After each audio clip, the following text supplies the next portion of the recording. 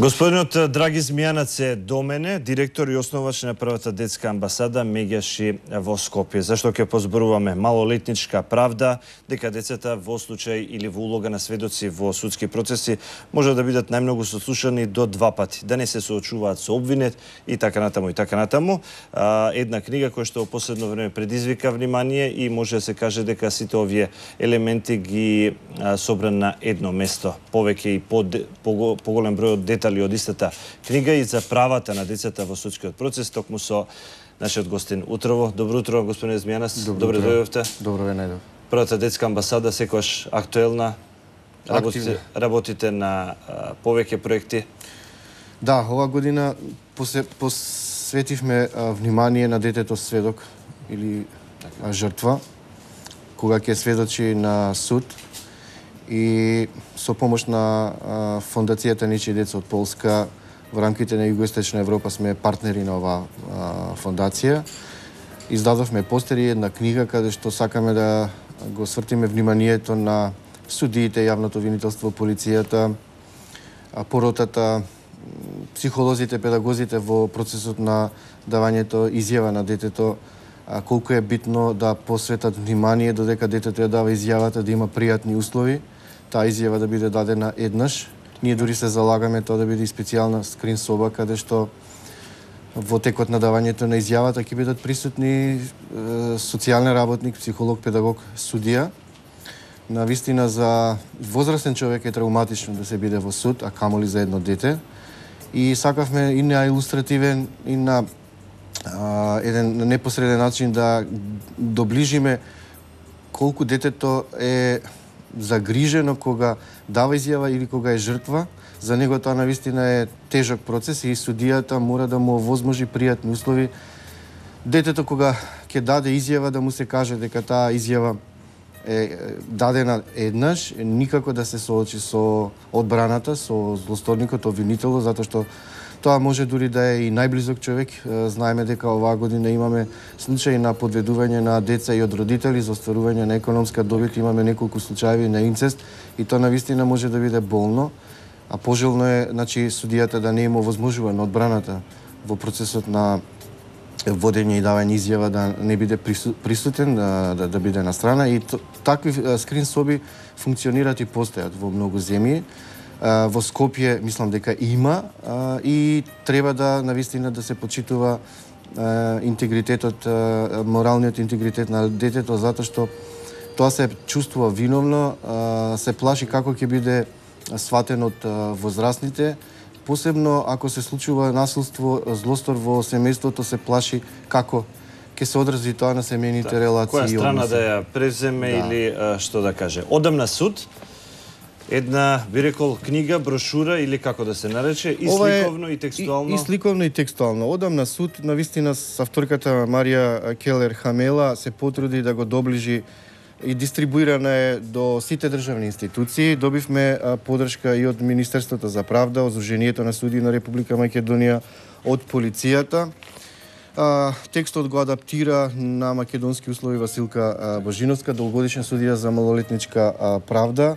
Издавач е првата детска амбасада во светот Меѓаши. Овде, значи, на еден илустративен начин, самото дете да се запознае што всушност значи суд, колку е важно во судот да ја даде изјавата, да биде да ја каже вистината, доколку не се чувствува пријатно да каже како се чувствува, да му се овозможат сите услови. Она што лично јас, читајќи оваа книга, ми остави голем впечаток. Сакам на гледачите на А1 да им го прочитам. Тоа е, вели, запомни дека судот е такво место каде што задолжително треба да ја кажеш вистината. Тоа за едно дете на вистина. И ретко децата лажат. Сите психолози кажуваат дека кажуваат вистината, но она што мене ми остави впечаток е, вели, обвинетиот. Не мора да е лош човек, но може да биде лице кое направило нешто што не му требало да го направи. Може да е некој кој воопшто не го познаваш или го знаеш сосема малку. Може да биде некој близок кој многу добро го познаваш, некој кого го сакаш или се уште го сакаш. Некогаш обвинетиот може да биде некој твоето семејство, со болд букви, значи тоа е она што го кажав, се случува насилство во семејството, се случува да има неколку обвинети, До обвинетиот може да седат полицајци во униформа, се случува судијата да го замоли обвинетиот да ја напушти судницата кога ти ќе дадеш изјава. Судијата постапува така за да се чувствуваш безбедно и да можеш мирно да одговараш. Обвинетиот не секогаш ја кажува вистината и не се опоменува да ја каже вистината. Луѓето лажат од разни причини, посебно ова е наменето за возрастните. Тоа детето не може да го свати дека од него се бара да ја кажува вистината, а одбраната ќе се труди на секој начин да го тоа да има притисок на него. И затоа ние велиме, значи една изјава во посебни услови, ако треба нека трае 3-4 часа, и таа изјава да биде веродостојна за судот и судијата да донесе. И појаснување, се разбира, на неговата улога и на сите луѓе кои што моментално се во судницата. Деца сведоци и прилог на сето ова, па ќе продолжиме.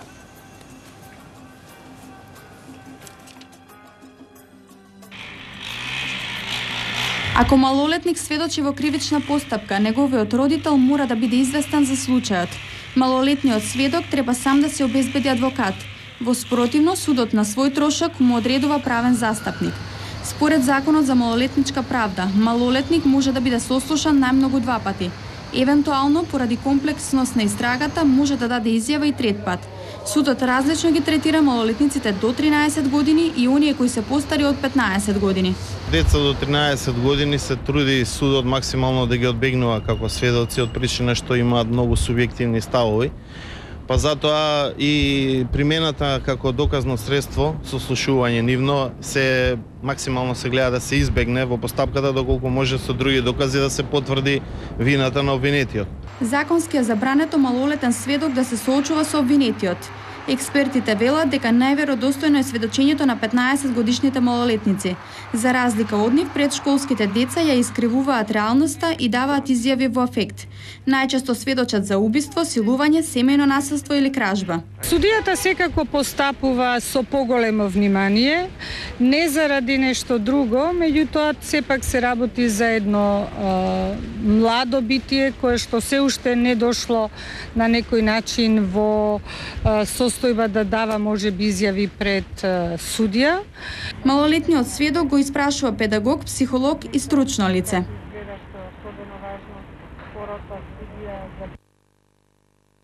Ете дел од книгата, илустрацијата можевме и тамо да ја видиме. Во реалноста кај нас, праксата каква е? Како се третира децата во судските процеси или дали добар дел од овие правила, права или пак заштита на децата како сведоци се запазени? Имавме обука и со судиите, и со полициските инспектори. И она што јас лично кога имавме обука со судиите не годував е никако судиите да им дадат можност на одбраната да го виктимизира дополнително, да го малтретира детето во процесот на давање изјава. И тоа никако да не биде сочување со злосторникот, односно секогаш се залагавме една изјава на едно место во еден соодветен простор, тоа да биде услови домашни, слични на домашни. Пак ќе кажам, тие скрин соби веќе функционираат во повеќе земји во светот, каде што во водењето во добивањето на изјава која ќе трае независно, значи 3-4-5 часа, колку детето се чувствува пријатно и лагодно, да таа изјава биде веродостојна за судијата да може да донесе соодветна одлука. Се разбира, многу е битно детето кога е жртва.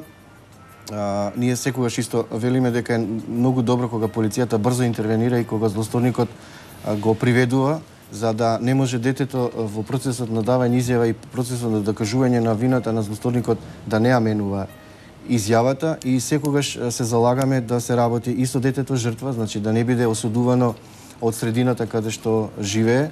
Напротив, ги охрабруваме децата насилството да го пријавуваат, иако податоците говорат дека 70% не се пријавува сексуалното злоставување, злоупотреба од страм како ќе биде детето прифатено од најблиските, но во последно време и благодарение на медиумите и брзата интервенција на полицијата и охрабреноста на децата дека не треба да молчат за насилството, тоа се пријавува и се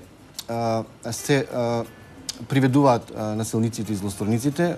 Ние исто така бараме заострување на казните за злосторниците, така, посебно за актуелни во последно време со посебно барањата. за педофилите, затоа што сметаме дека се уште не постои сигурен третман за нив во Република Македонија. Тие го повторуваат делото, се знаете неколку случаи, посебно со децата од 11 октомври, каде што педофилот кој претходно сексуално злоупотребил малолетно дете од 5 години делото го има повторено.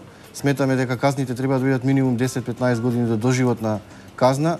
Ако постои сигурен третман, тогаш одговорноста треба да ја преземат државните институции. Сметаме дека педофилите не треба да бидат на слобода да го повторуваат делото, затоа што и треба да бидат навистина под строг надзор ако веќе суд дозволи минимална казна за него.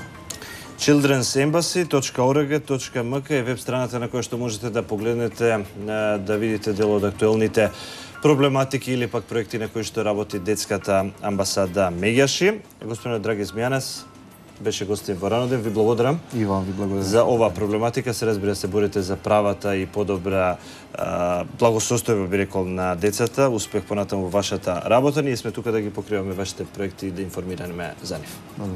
Екипата на Добар апетит во продолжение